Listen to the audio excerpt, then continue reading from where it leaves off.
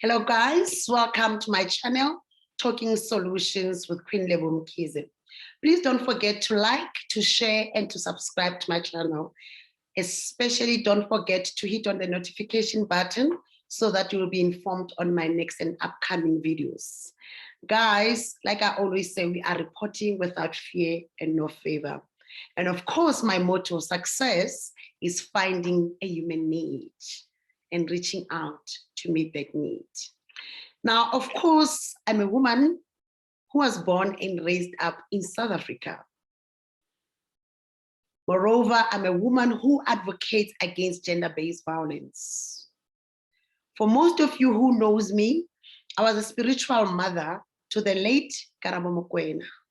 And that is when I took my calling very serious after we have lost Karabo so tragically.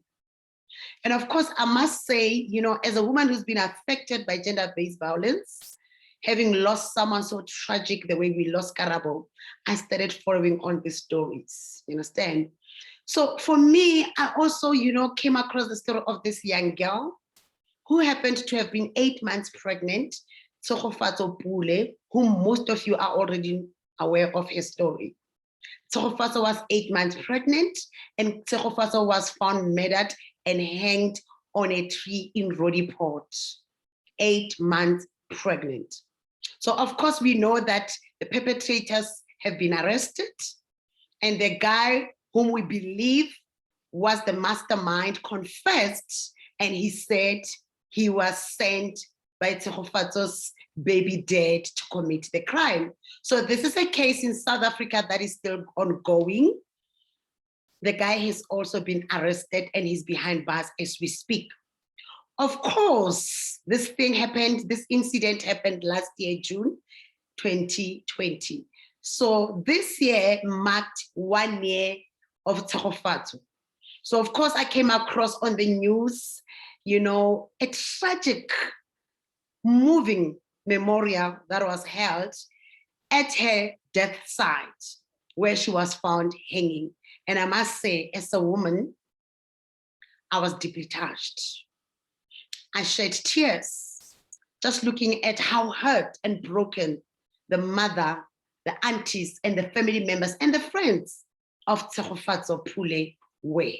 They were very shattered. Guys, it's very painful to lose a child in that manner.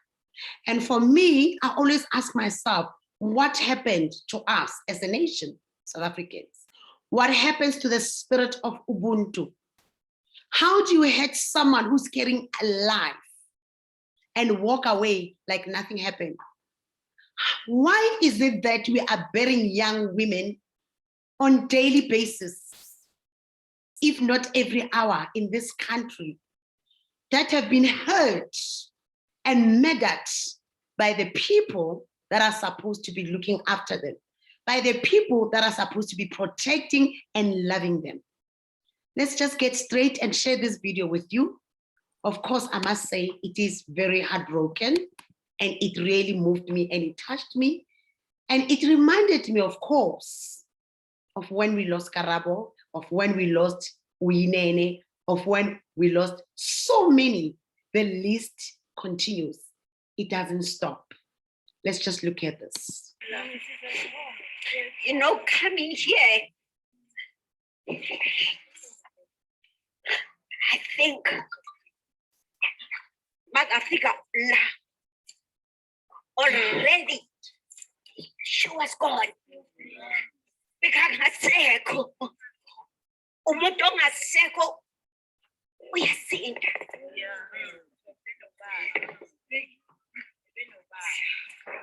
It means bamtrekile umntwana. Bamtreka. Bafika.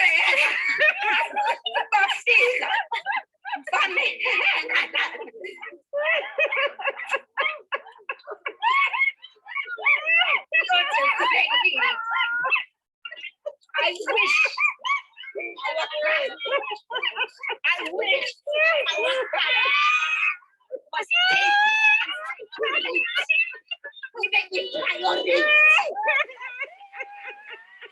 It didn't end up with Tshegofatso. We see it every Until when, guys? Until when our government ezobona ukuthi sizobuhlungu. We are sad.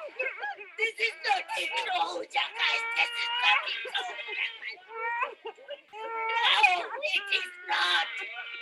Our government must not be corrupted. It's not working, man. I thank you. This tree told the story and the horror that Tshegofatso went through. So guys, you've seen it yourself. The mother, the auntie is crying and she says, this is not closure. How do you find closure? How do you find peace after losing an 8-month-old daughter in such a tragic and a very inhuman manner? How do you find closure? How are you able to sleep at night? How do you move on? This is painful. And this is becoming part of our lives. This is becoming normal. We are losing women tragically. And this is sad. And this has to stop. Let us continue with the video. This tree refused to keep quiet. The leaves that we walked upon rustled and refused to keep quiet. Why are men in South Africa quiet?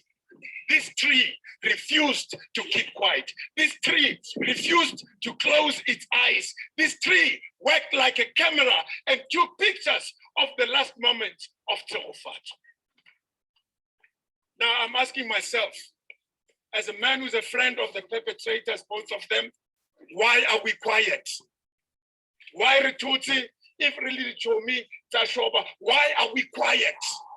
Why have we not come up and say it is our friend who did this, that which has put shame to South Africa, that which has put a lot of hurt in the hearts and minds of Tshegofatso's family? Change. Change, my brothers. Change. The laws are not going to do that because the law is never there when it is never there. No right-thinking man should do what Shoba did. And we must not be afraid to call him by names. Shoba, we must call him, they must know him. There is no point in knowing so much about Tshegofatso while the killer still lives. Yes. We must know him. His name must be engraved in the bleeding hearts of every South African. Yes. We must become an example of what not to be as a man. Yes. For the mere fact that akakwazi umuntu uze phambili athi I'm sorry. It says a lot about them. Women continue to live in fear because of men like them. Family, but the best thing is this can't be sorry about. Come on, to buy anything, the right thing. It's very winning more. Let's force. When I don't have a muslim for show, coroner fitam, Ramon. In church, I think more. Lady would talk every day. I give it a mogatix, carousel, casheva, everything. Because I can't unsee to give on me. Now, guys, there you have it yourself. Of course, from Mr. Patrick Shai, who is also advocating against gender-based violence, who has taken it upon himself to speak directly to a boy child or to men or to the males. You know, I like what Patrick says. Where are the friends of Shoba? Why are they not coming out to say the person who did this was our friend? Of course, Majida, some of you knew about this relationship. When is it that we are going to put an end to gender-based violence? Not just Shoba's friends. We have been through cases of gender-based violence where you find that the perpetrators, their rights are more protected than the victims. so many rights. If they don't want to be filmed, they don't want to be filmed. They're protected. And if you have never ever noticed, most of them, they now come with hoodies.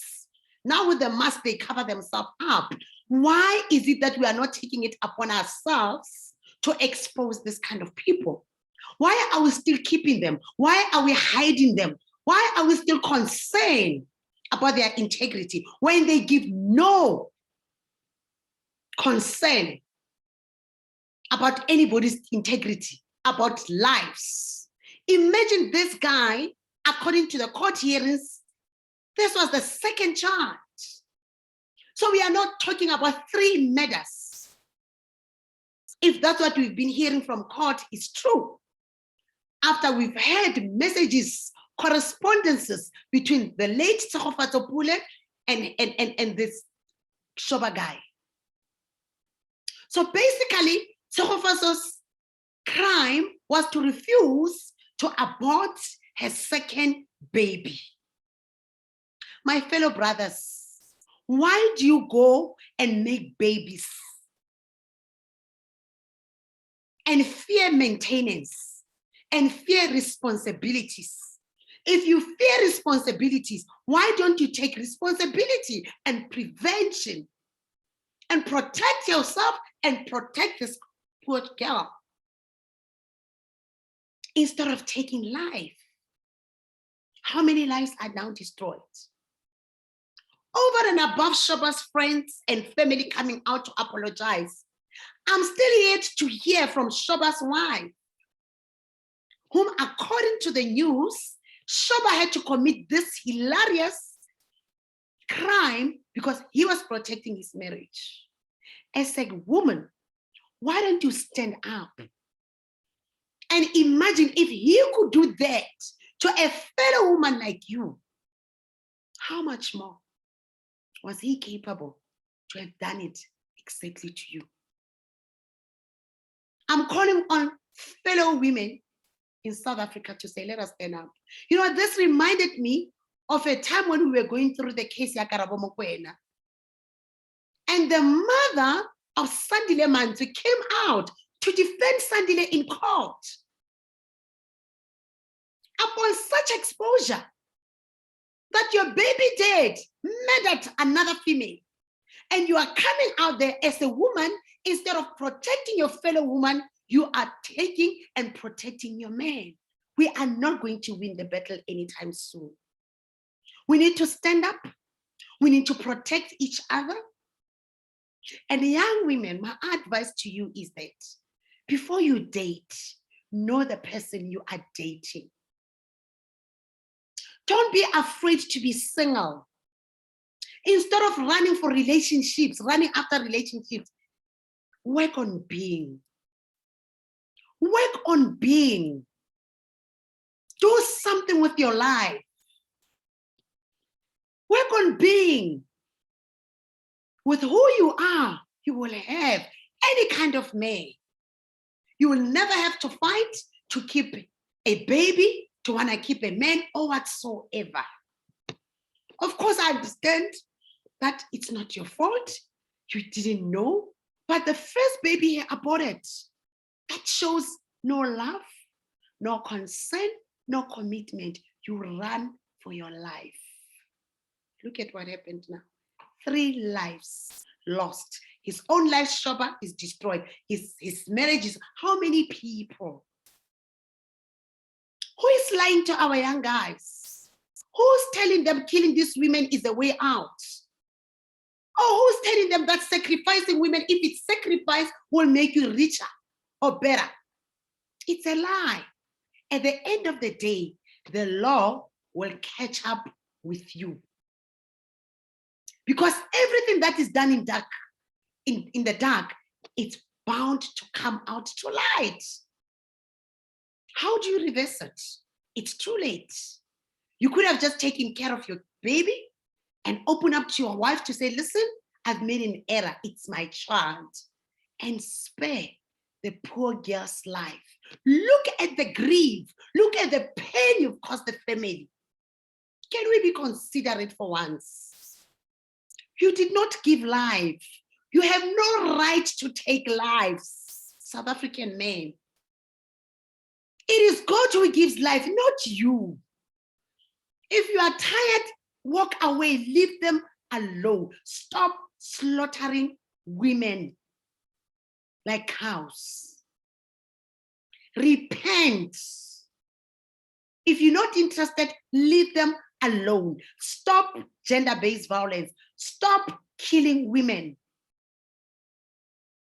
And to the authorities and the NPA, please take our lives seriously. Take our lives serious. This is the one pandemic that our government and the judiciary is supposed to prioritize: the lives of women and children in South Africa. Enough is enough. This senseless killings must stop. Young women, run after your visions, run after your dreams. It's okay not to have a relationship. It doesn't mean anything is wrong with you. Focus, work on being, build your own empires, and live longer. With those words, I would like to say condolences. May the good Lord comfort you, Tshegofatso Pule family. May you find peace, strength, and comfort in the hands of the Lord. And may the souls of Tshegofatso Pule and her unborn babies rest in perfect peace. Farewell, my angel. God has got your back. And you, Mr. Shoba, may the good Lord make you pay for what you did to Tshegofatso Pule. If you are going through anything like this, I'm here to counsel you. I'm here to take you through a journey. Don't be afraid to live and save your life. I love you all, and God bless you, South Africa. Together, we will win this battle. Shalom.